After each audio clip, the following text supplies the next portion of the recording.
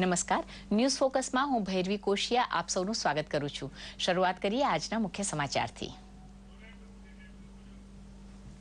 ભૂકંપગ્રસ્ત નેપાળમાંથી 28 ગુજરાતીઓ હેમખેમ પરત ફરતા અમદાવાદ હવાઈ મથકે સર્જાયા લાગણીસભર દ્રશ્યો।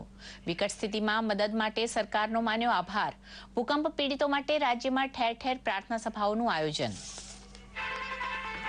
ભૂકંપગ્રસ્ત નેપાળને રાહત સહાય માટે ભારતના ઓપરેશન મૈત્રી હેઠળ યુદ્ધના ધોરણે ચાલી રહેલી કામગીરી 2500 ઉપરાંત ભારતીયોને સલામત સ્વદેશ લવાયા।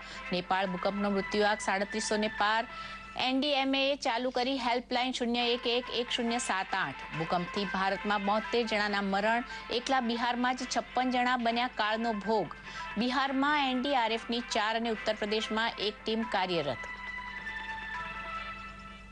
પ્રારંભિક શિક્ષણથી જ બાળ માનસમાં શિક્ષણ પ્રત્યે જિજ્ઞાસા જગાવતા હોલિસ્ટિક એપ્રોચ માટે પ્રાથમિક શિક્ષકોને મુખ્યમંત્રીનું આહવાન। સર્વ શિક્ષા અભિયાન હેઠળ 2 લાખ ઉપરાંત શિક્ષકોને બાયસેગ સેટેલાઇટ પ્રસારણ થકી આનંદીબેન પટેલનું માર્ગદર્શન।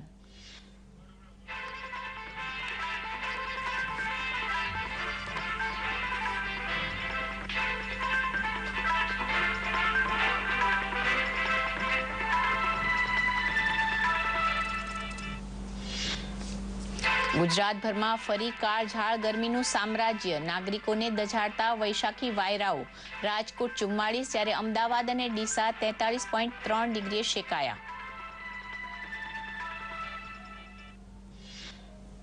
આંતરરાષ્ટ્રીય ફલક પર પરમાણુ ઉર્જા બનાવવા ભારતનું પ્રતિનિધિત્વ કરી રહેલું ગુજરાત।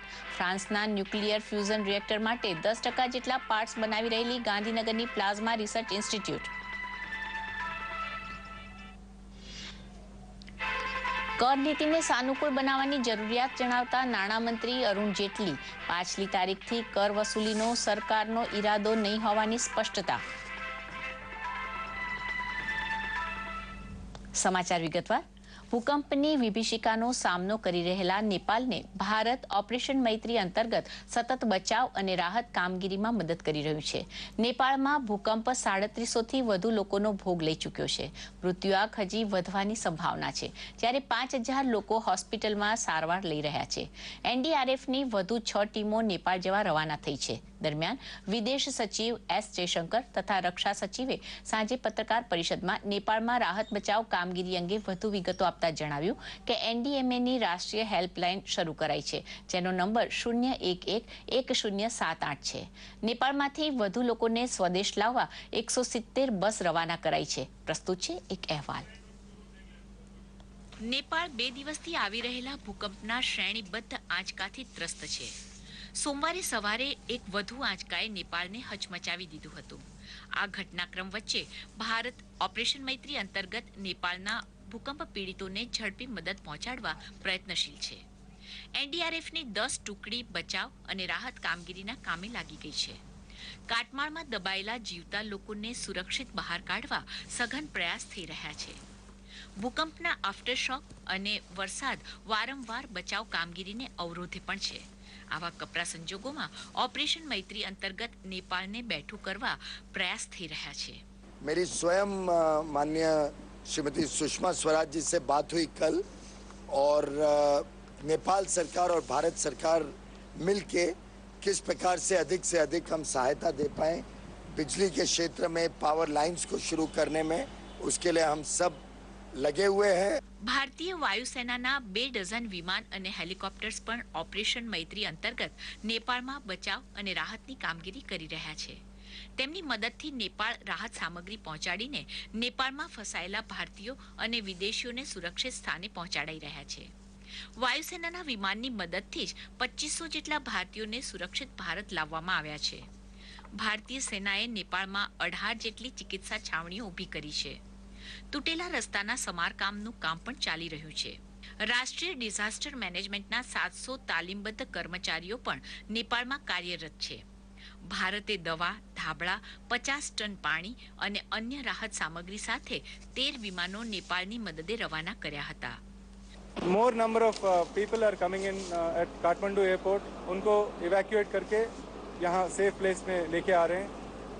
अभी फिलहाल के लिए करीब 14 इंडियन एयरफोर्स के विमान लगे हुए हैं राहत कार्य में, और आज के लिए C-17 जहाज एक यहाँ से जा रहा है और 3 अलग अलग जगह से और भी जहाज जा रहे हैं।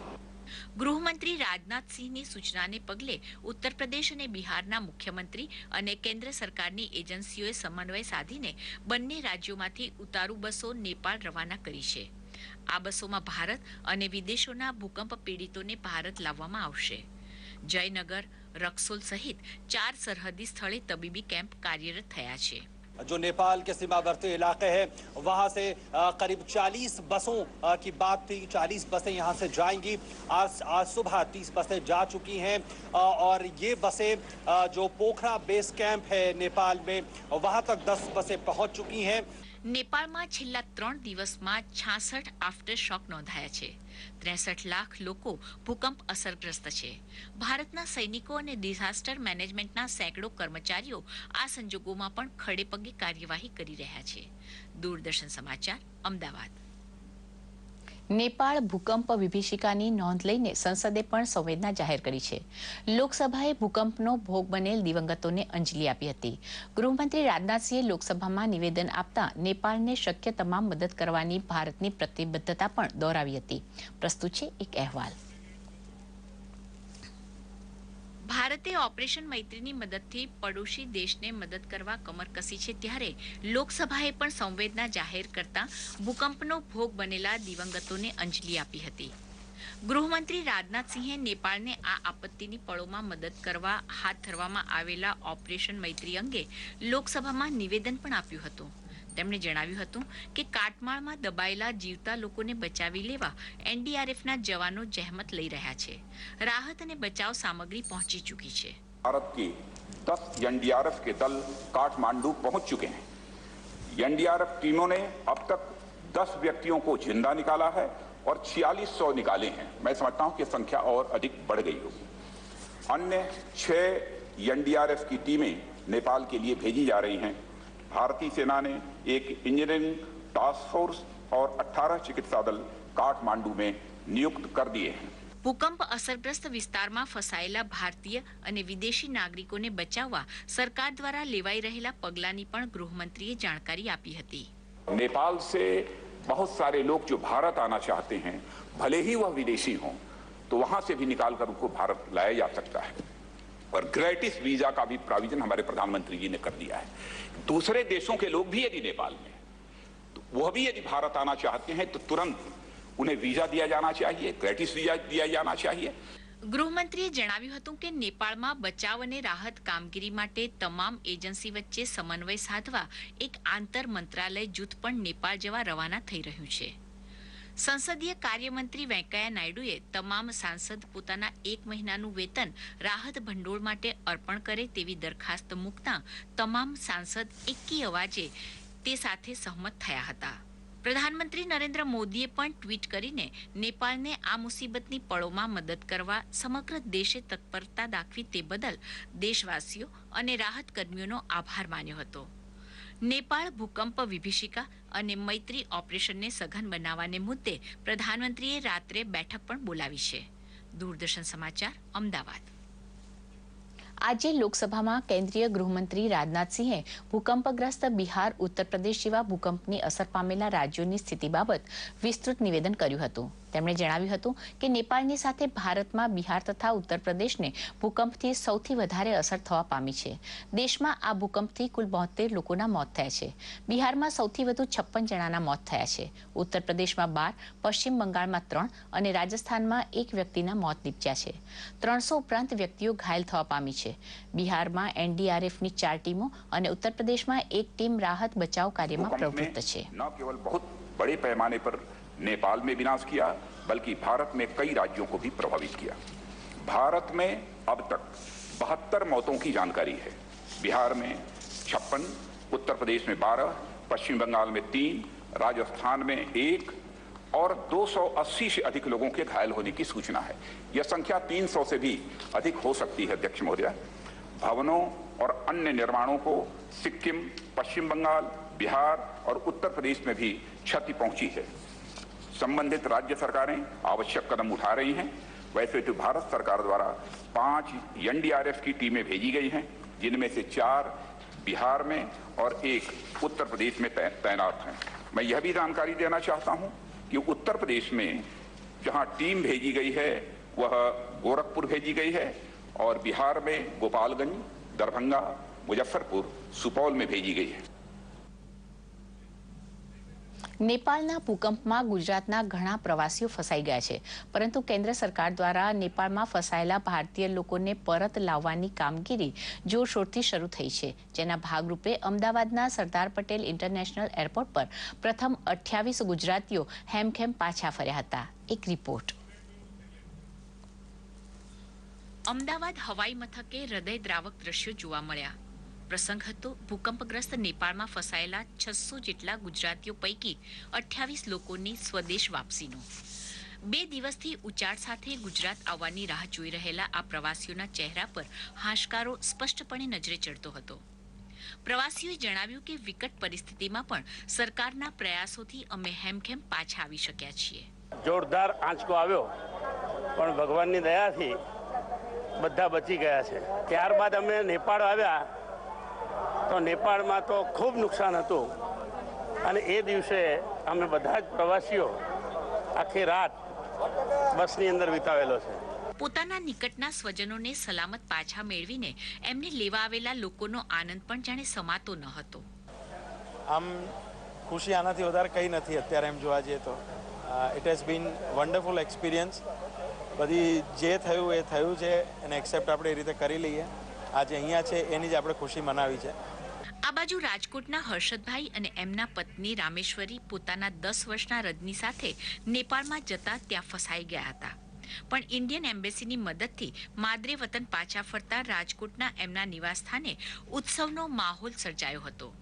બિલ્ડિંગો પડતા હતા, વાઇબ્રેશન થતું હતું 5-5 મિનિટે, બહુ જ ખરાબ હતું। ત્યાંની અફડાતફડી મચી ગઈ હતી। ત્યાંથી અમે લોકો 3 કલાક માટે તો કોઈ હેલ્પ નહીં, કાંઈ કોઈ વસ્તુ નહીં, એમ ત્યાં બેઠા હતા અમે લોકો ત્યાં। અને જેમાં રોકાણા હતા ને એ પણ ઉપરનો માળ હતો ને એ પડી ગયો હતો ત્યાં અમે લોકો। હા, બહુ જ। તો બીજી બાજુ ગુજરાતભરમાં વિવિધ સ્થળોએ નેપાળમાં મૃતકોને શ્રદ્ધાંજલિ આપવા પ્રાર્થના સભાઓનું આયોજન કરાઈ રહ્યું છે। વડોદરામાં પણ આવી જ એક સભા યોજાઈ હતી।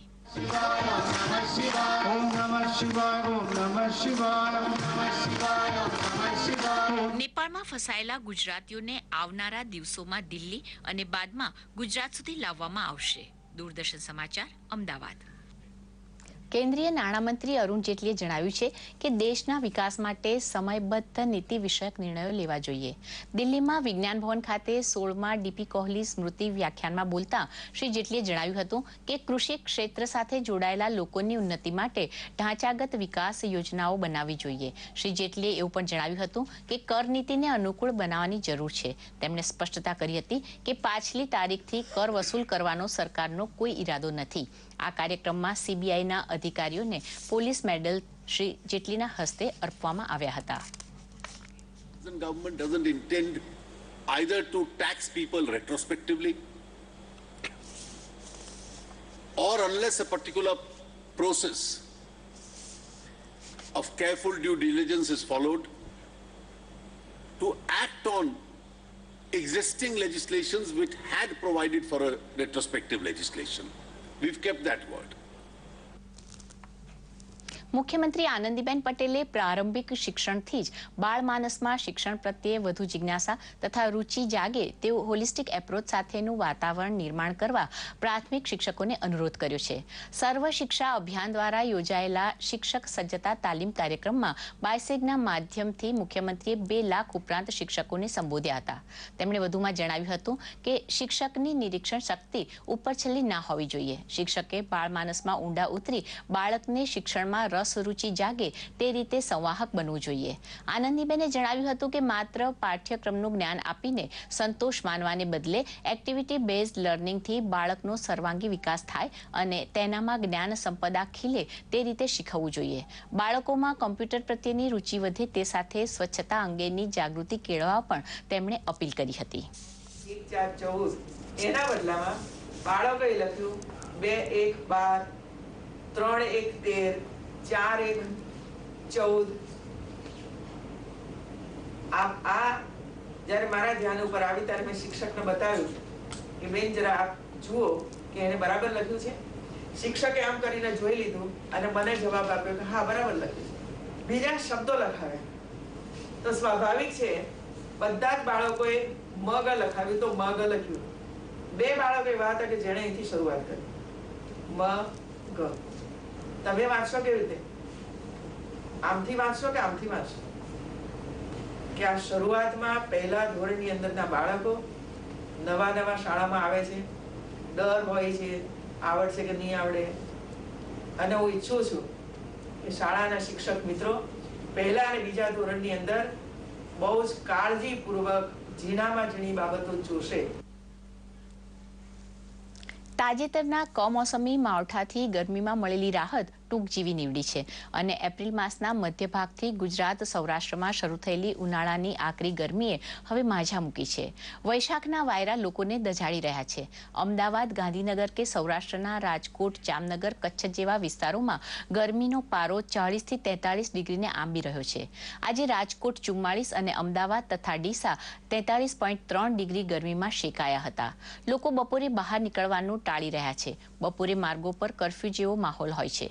બપોરે બહાર નીકળતી વખતે બહેનો દુપટ્ટાથી મોં માથું ઢાંકી દે છે તો પુરુષો હેલ્મેટ તથા રૂમાલથી ગરમીથી બચવાનો પ્રયાસ કરે છે.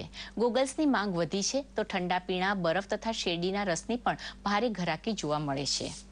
બુઝુર્ગો ઝાડની નીચે બેવાનું પસંદ કરે છે અને ટાટા છાંયે બેવાનું પસંદ કરે છે. ગરમીથી બચવા માટે અત્યારે લોકો ટોપી પહેરે છે. લેડીઝ હોય તે આખા શરીરનું કે અંગ દેખાય નહીં એવી રીતે બાંધીને ચાલે છે. ઘરની બહાર નીકળવાનું પસંદ નથી કરતું. મુખ્યમંત્રી આનંદીબેન પટેલે આજે રમતવીરોને પ્રશિક્ષિત કરવા માટેના રાજ્યકક્ષાના સમર કોચિંગ કેમ્પને અમદાવાદમાં ખુલ્લો મૂક્યો હતો. Gujarat university convention hall GMDC ground ખાતે વિશાળ સંખ્યામાં એકત્ર થયેલા 28,000 જેટલા રમતવીરોને સંબોધતા તેમણે જણાવ્યું હતું કે રાજ્ય સરકાર રમતગમતને પ્રોત્સાહન આપવા પ્રતિબદ્ધ છે. તેમણે વિદ્યાર્થીઓને અભ્યાસની સાથે સ્પોર્ટ્સ ક્ષેત્રે પણ રસ લેવાનું આહવાન કર્યું હતું.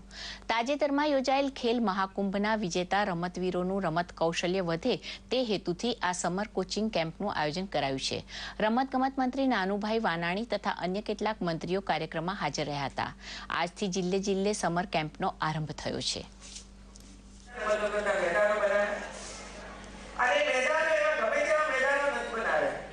ઇન્ટરનેશનલ કક્ષાની અંદર જે પ્રકારના મેદાનો જોઈએ, જે પ્રકારના સ્વિમિંગ પુલ વગેરે જોઈએ, એ પ્રકારના મેદાનો સ્વિમિંગ પુલ વગેરે ગુજરાતની અંદર સુરત હોય, અમદાવાદ હોય, રાજકોટ હોય કે વડોદરા હોય એવા બધા સ્થાનો ઉપર આપણે બનાવે અને ભવિષ્યમાં પણ આ ક્ષેત્રની અંદર જે પણ જરૂરી બનશે એ આપણે કરવાના છે. રાજ્ય સરકાર દ્વારા આદિવાસી વિસ્તાર છોટા ઉદેપુરના નસવાડીમાં 3 દિવસીય DGP એકલવ્ય તીરંદાજી કેમ્પનું આયોજન કરવામાં આવ્યું હતું. આદિવાસી વિસ્તારમાં તીરંદાજી ખૂબ જ પ્રચલિત અને લોકપ્રિય હોવાથી ખેલાડીઓને પ્રોત્સાહન આપવાના હેતુથી આ સ્પર્ધા યોજાઈ છે. કુલ 28 જેટલી કેટેગરીમાં અલગ અલગ જિલ્લામાંથી 750 જેટલા ખેલાડીઓએ તીરંદાજી સ્પર્ધામાં ભાગ લઈ તેમનું કૌશલ્ય દર્શાવ્યું હતું. રાજ્યના DGP PC ઠાકુરના હસ્તે આ સ્પર્ધા ખુલ્લી મુકાઈ હતી.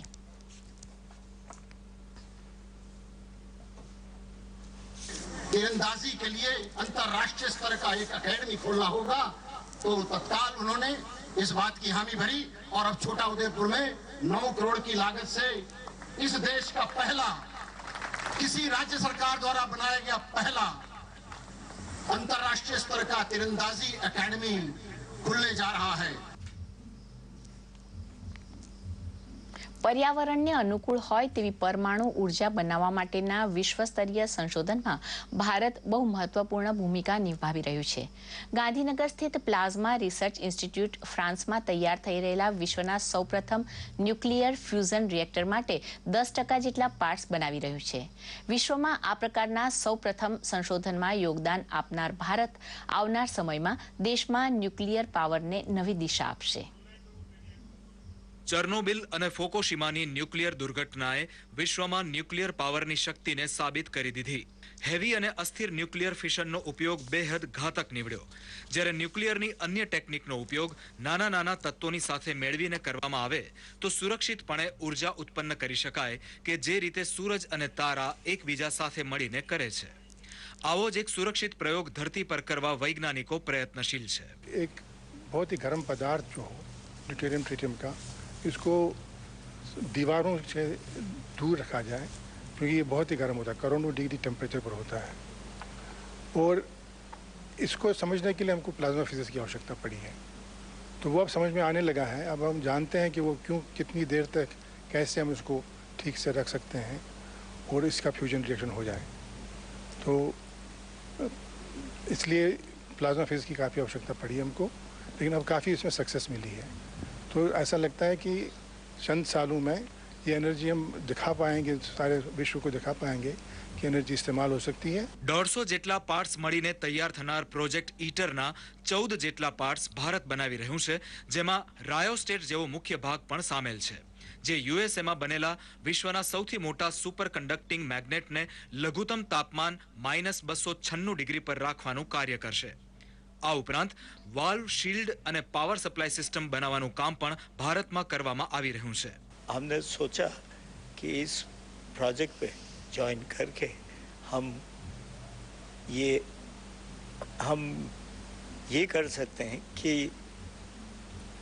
10% हम इसके जो इंस्ट्रूमेंट्स है, मशीन्स है, वो दे के पूरा मशीन के बारे में ज्ञान प्राप्त कर सकते हैं, जिससे हम हमारा भारत के लिए जो यहाँ का प्रोग्राम है उसे बहुत ही शीघ्र आगे कर सकते हैं. ઈટર સંશોધનમાં ભારતના યોગદાનમાં પણ મહત્વનું યોગદાન ગુજરાત કરી રહ્યું છે. સુરતમાં હજીરા સ્થિત L&T કંપનીમાં ક્રાયોસ્ટેટ જેવો મહત્વપૂર્ણ પાર્ટ તૈયાર થઈ રહ્યો છે, જેનો મોટો ભાગ આ વર્ષના અંત સુધીમાં બનીને તૈયાર થઈ જશે.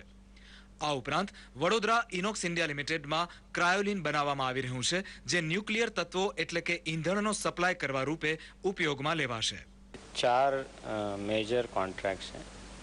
जो 2010 में हमारा इनवॉल शील्ड का काम शुरू हुआ, तो उसका काम शुरू हो गया है अवसरला टेक्नोलॉजीज बेंगलोर में. हमारा दूसरा मेजर काम है क्रायोस्टैट, जो हमने 2012 में शुरू किया. वो लार्सन एंड टूब्रो हजीरा सूरत में. तीसरा है कूलिंग वाटर सिस्टम्स, जो लार्सन एंड टूब्रो चेन्नई बना रहा है. सारे कंपोनेंट्स लगभग 2020 तक पहुंच जाएंगे. યુરોપિયન સંઘ, ચીન, જાપાન, કોરિયા, રશિયા અને યુએસ જેવા 7 દેશોની સાથે ભારત પણ 2006માં આ પ્રોજેક્ટનો ભાગ બન્યું. 2010માં શરૂ થયેલા આ પ્રોજેક્ટનું કામ 2021 સુધીમાં પૂરું થઈ જશે અને ત્યારબાદ 4 વર્ષની અંદર તેનો ઉપયોગ શરૂ કરવામાં આવશે. દૂરદર્શન સમાચાર, અમદાવાદ. કોલકાતાનો એક યુવાન કાનપુર લગ્ન પ્રસંગમાં ગયા બાદ ભૂલો પડી જતા પરિવારથી વિખૂટો પડી ગયો હતો. યેન કેન પ્રકારે ભરૂચ આવી પહોંચેલા યુવાનને ભરૂચના એક સેવાભાવી વ્યક્તિએ પૂછપરછ કરતા તે 5 વર્ષથી પરિવારથી છૂટો પડી ગયો હોવાનું જણાતા તેમણે તેના પરિવારનો સંપર્ક કરી માતા પુત્રનો મિલાપ કરાવ્યો હતો. ભરૂચના દહેજ બાયપાસ રોડ પર આવેલી રિલાયન્સ કોલોનીમાં રહેતા અને રિલાયન્સ પાવર પ્લાન્ટમાં એક્ઝિક્યુટિવ એન્જિનિયર તરીકે ફરજ બજાવતા જશવંત માવજી પરમાર ગત ગુરુવારે રાત્રિના કોલોની પાસેથી ચાલતા પસાર થઈ રહ્યા હતા. તે વેળા 24 વર્ષનો એક યુવાન મૂંઝાયેલી હાલતમાં બેસેલો દેખાતો જોઈ તેમણે તેમને ટેવ મુજબ તેને ભૂખ લાગી હોય તો જમાડવાનું જણાવતા તે તેમની સાથે નજીકની દુકાનમાં ભોજન માટે ગયો હતો. मेरे को बढ़िया लग रहा है कि जो कि उनको भगवान बहुत खुश रखे. उन्हें बेचारा बहुत कोशिश करके मेरे पास में ऑफर दिया. ऑफर दे करके आज मैंने बच्चे को पाया. અહીં જશવંત પરમારે તેની પૂછપરછ કરતા ચોંકાવનારી વિગતો તેમની સામે આવી હતી. યુવાન મૂળ કોલકાતાના હાવડાનો તેમજ તેનું નામ રાજુ રામસિયા હેલા હોવાનું માલુમ પડ્યું હતું. વર્ષ 2010માં તે કાનપુર ખાતે લગ્ન પ્રસંગમાં ગયો હતો, જ્યાંથી તે તેના પરિવારજનોથી છૂટો પડી ગયો હતો, પરંતુ નાણાંની અછત તેમજ તેના ઘરનું પૂરતું એડ્રેસ નહીં હોવાથી તે વિમાસણમાં મુકાયો હતો. મેં ઇન્ટરનેટ પર સર્ચ મારીને જે જગ્યાએ ખોયેલો એનો પોલીસ સ્ટેશનનો નંબર લીધો. 2-4 જગ્યાએ મેં વાત કરી એટલે એક્ઝેક્ટ લોકેશન ઉપર હું પોલીસ સ્ટેશનમાં પહોંચી ગયો અને મારો નંબર આપી દીધો. બીજા દિવસે શુક્રવારના રોજ મને પોલીસ સ્ટેશનમાંથી નંબર આવ્યો એમના મા બાપનો પતો મળી ગયો છે, પછી મેં એમને બી ડિવિઝનમાં સોંપી દીધો અને પછી એના મા બાપને મારું ઘરનું એડ્રેસ મોકલાવ્યું. જશવંત પરમારે યુવાનની હકીકત મેળવી તેમણે જાતે કોલકાતા પોલીસનો સંપર્ક સાધી તેમને વિગતો આપતા પોલીસે તેના પરિવારજનોની ભાળ મેળવી હતી. પરિવારજનો મળતા તેમણે ભરૂચનું સરનામું આપી તેમને ભરૂચ બોલાવી લીધા હતા. ભરૂચ બી ડિવિઝન પોલીસ મથકમાં રાજુ તેમજ તેની માતા અને બહેનનો મિલાપ થયો હતો. 5 વર્ષ બાદ પોતાના પુત્રને હેમખેમ જોઈને તેની માતા તેમજ બહેન ખુશીથી ચોધાર આંસુએ રડી પડ્યા હતા. દૂરદર્શન સમાચાર, અમદાવાદ. મુખ્યમંત્રી સ્વચ્છતા નિધિમાં તાતા કેમિકલ્સ દ્વારા ₹1 કરોડનું યોગદાન આપવામાં આવ્યું છે. મુખ્યમંત્રી આનંદીબેન પટેલને તાતા કેમિકલ્સના સીઈઓ ઝરીર લંગરાના મળ્યા હતા અને ₹1 કરોડ ચેક અર્પણ કર્યો હતો. મુખ્યમંત્રીએ રાજ્યમાં ઘર ઘર ટોયલેટનું જન આંદોલન લોક સહયોગથી શરૂ કર્યું છે. તે હેતુ માટે આ રકમ ઉપયોગમાં લેવામાં આવશે. તાતા કેમિકલ્સે પણ એ સમાજ દાયિત્વ નિભાવતા આ ચેક મુખ્યમંત્રી સ્વચ્છતા નિધિ માટે અર્પણ કર્યો હતો. ઇન્ડિયન રેડક્રોસ સોસાયટી દ્વારા અમદાવાદમાં મણિનગર વિસ્તારમાં સ્વૈચ્છિક રક્તદાન શિબિરનું આયોજન કરવામાં આવ્યું હતું. થેલેસીમિયા પીડિત બાળકો માટે સારવારમાં મફત લોહી આપવાના હેતુથી આયોજિત આ શિબિરમાં મોટી સંખ્યામાં સ્થાનિક લોકોએ રક્તદાન કર્યું હતું. ગરીબ દર્દીઓ અને થેલેસીમિયા પીડિત બાળકો માટે લોહી આપવાની ભાવનાથી કેતનભાઈ પટેલે 50મી વખત રક્તદાન કરી સમાજમાં ઉદાહરણ પૂરું પાડ્યું હતું.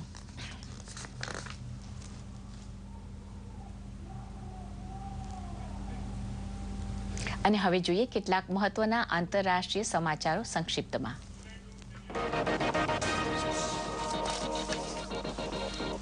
ભૂકંપ પ્રભાવિત નેપાળને ભારત ઉપરાંત આંતરરાષ્ટ્રીય સમુદાયે શક્ય તમામ મદદની ખાતરી આપી છે. ઇઝરાયેલે તેના ઘણા સૈનિકો અને અધિકારીઓને 100 ટન રાહત સામગ્રી મેડિકલ ગ્રુપ અને બચાવ નિષ્ણાતો સાથે કાઠમંડુ રવાના કરી છે. આ ઉપરાંત જાપાન, અમેરિકા, ઇંગ્લેન્ડ, દક્ષિણ આફ્રિકાની મદદ સહિત યુરોપીય સંઘે $32 લાખ આપત્તિ સહાયતા જારી કરી છે. કઝાકિસ્તાનના પદસ્થ રાષ્ટ્રપતિ નુરસુલ્તાન 5મી વાર કઝાકિસ્તાનના રાષ્ટ્રપતિ બન્યા છે. રવિવારે થયેલી રાષ્ટ્રપતિ ચૂંટણીમાં તેમનો એકતરફી વિજય થયો હતો. તેમને 97.5% વોટ મળ્યા હતા અને સતત 5મા કાર્યકાળ માટે તેમને ચૂંટવામાં આવ્યા છે. ઇઝરાયેલી સેનાએ રવિવારની રાત્રે સિરિયાની સરહદથી હવાઈ હુમલા કર્યા હતા. અમેરિકીઓ દ્વારા ઇઝરાયેલ તરફ બોમ્બ લઈ જવાની મળેલી માહિતી બાદ ઇઝરાયેલ તરફથી આ હુમલા કરવામાં આવ્યા હતા. આ હુમલામાં 4 આતંકવાદીઓ માર્યા ગયા હતા. પ્રધાનમંત્રી બેન્ઝામિને આ કાર્યવાહીને સમર્થન આપ્યું હતું. રવિવારે કેલિફોર્નિયામાં પેટ્રોલ લઈ જતા એક ઇંધણ ટેન્કર ટ્રકમાં આગ ફાટી નીકળી હતી, જેનાથી ચારે તરફ ધુમાડાના ગોટા છવાઈ ગયા હતા. આ ઘટના ફ્લોરેન્સ એવેન્યુ નજીક બની હતી. ત્યારબાદ રસ્તાઓ બંધ કરી દેવાયા હતા. અને હવે એક નજર આજના હવામાન સમાચાર પર.